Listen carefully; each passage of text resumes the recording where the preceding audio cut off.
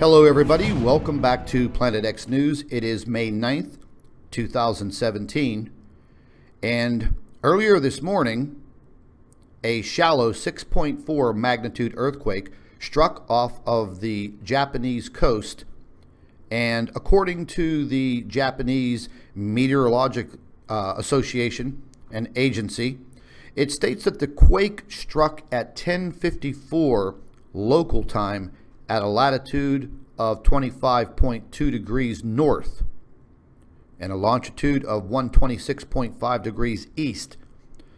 It states that the quake originated at a depth of 10 kilometers. Now, ladies and gentlemen, as I have mentioned before, we're going to start to see more and more of these earthquakes. The magnitude of the earthquakes is definitely going to go up. We may not see a lot of these larger earthquakes, but we're definitely going to see an increase in the strength of the earthquakes. Now, not only did this earthquake occur in Japan, but earlier in the day yesterday, May 8th, 2017, an earthquake hits central Alaska, third to hit during the week. Now, you can see the area where it hit. Now, not too long ago, there was an area right in British Columbia and southern Alaska. They had a pretty significant earthquake, and then over 500 additional smaller earthquakes. And these smaller earthquakes, they weren't really that small. There were so many of them, it was just almost impossible to keep up with the data. So we are hoping and praying that this stops in the Alaskan area. We have a lot of concerns pertaining to the Cascadian fault line. And where these earthquakes are occurring, well, this is a danger zone. And I mean an absolute danger zone, because this activity around the Anchorage, Alaska, and British Columbia area, this can absolutely, beyond a shadow of a doubt, trigger a massive Cascadian fault earthquake. And that would be an absolutely horrific situation for the people living on this northern coastline in Canada, the state of Washington, Oregon. This would be catastrophic. And, you know, scientists have been saying for quite a long time that this is absolutely overdue. Well, you know, we don't want to hear that, but ladies and gentlemen, under the current situation that we are under, the possibilities are very, very high. Now, once again, a shallow magnitude 4.4 earthquake hits near Mount Hekla, and this is a volcano in Iceland. And once again, we don't hear very much about what is happening in Iceland.